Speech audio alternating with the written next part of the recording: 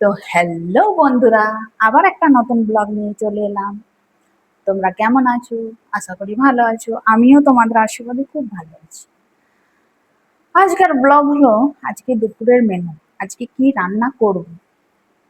আজ রান্না হবে বেসনের বড়ার ঝোল আর আলু সিদ্ধ। কারণ বাড়িতে কিচ্ছু সবজি নেই, বর আনতে যেতে পারেনি, বলে যে আজকে এনে দেবে। সেই জন্য যেটুকু বাড়িতে আছে সেটাই বানাবো, আর সেটাই তোমাদের কাছে শেয়ার করব। তো বন্ধুরা, সবাই চলো তাহলে। এই যে বন্ধুরা, ভাত চেপে গেছে, দেখতেই পাচ্ছ। আর এখন থেকে ফুটছে। অবশ্য ভাতটা একবার দেখে নিতে হবে কেমন, কত দূর দেরি, কত দূর হয়ে আছে।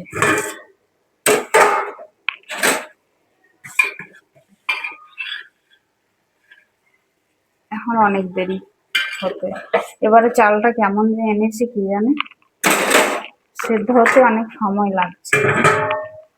সেদ্ধ হোক, নাকি আমি ওই যে বড়ার ঝোল করব, সেই জন্য তার মশলা তৈরি করে নিই, তাই না বন্ধুরা? এই যে বন্ধুরা, তাওয়া চাপিয়ে দিয়েছি, মশলা গরম করে নেব। এই যে মশলা দেখতে পাচ্ছ, 4টে শুকনো লঙ্কা, একটা তেজপাতা, দারচিনি, গরম মশলা আছে, তার সঙ্গে আছে মৌরি, আর দিচ্ছি, তারপর দিচ্ছি ধনে। ধনে ধনে বেশি পরিমাণ দেব না, কারণ ধনে তো আবার গ্যাস করে, তো তাই দিয়ে দেবো পরিমাণ মতো জিরে। এখন নিরামিষ চলছে না, শ্রাবণ মাস।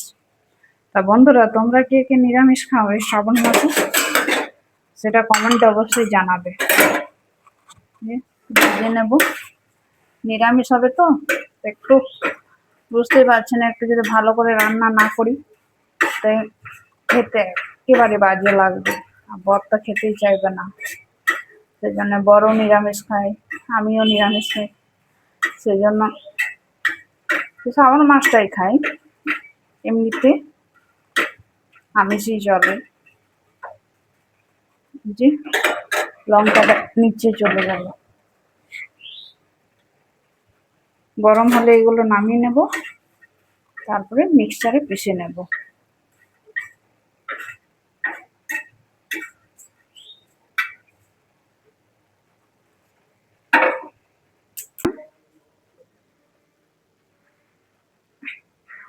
ভাজা মশলাটা পিষে নেব, এবারে বড়ার জন্য তৈরি হবে। এই যে বন্ধুরা দেখতে পাচ্ছ, বেসন দিয়ে দিলাম, তার সঙ্গে দিচ্ছি একটু জিরে গুঁড়ো। জিরে গুঁড়ো দিচ্ছি, ধনে গুঁড়ো,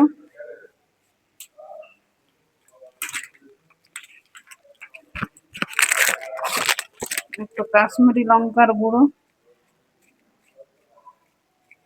আর দেবো একটু হলুদ আর একটু নুন।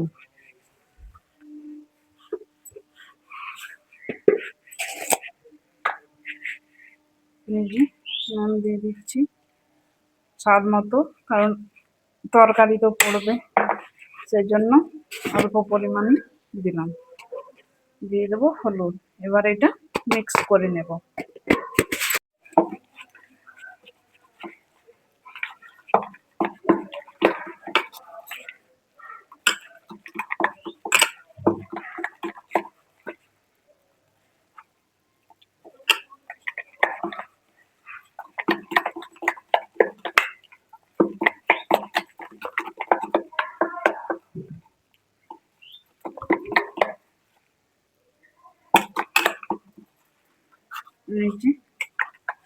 কনসিস্টেন্সিটা এইরকম থাকবে।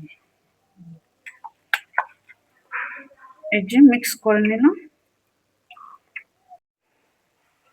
ভাতটা হয়ে গেছে বন্ধুরা, এবার ভাতটাকে নামিয়ে নেব।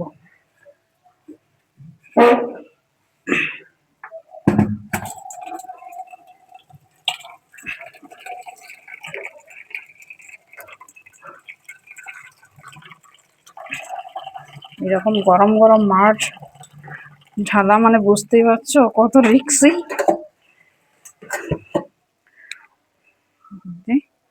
হয়ে গেল। এবার আমি তাওয়া চাপাবো আবার।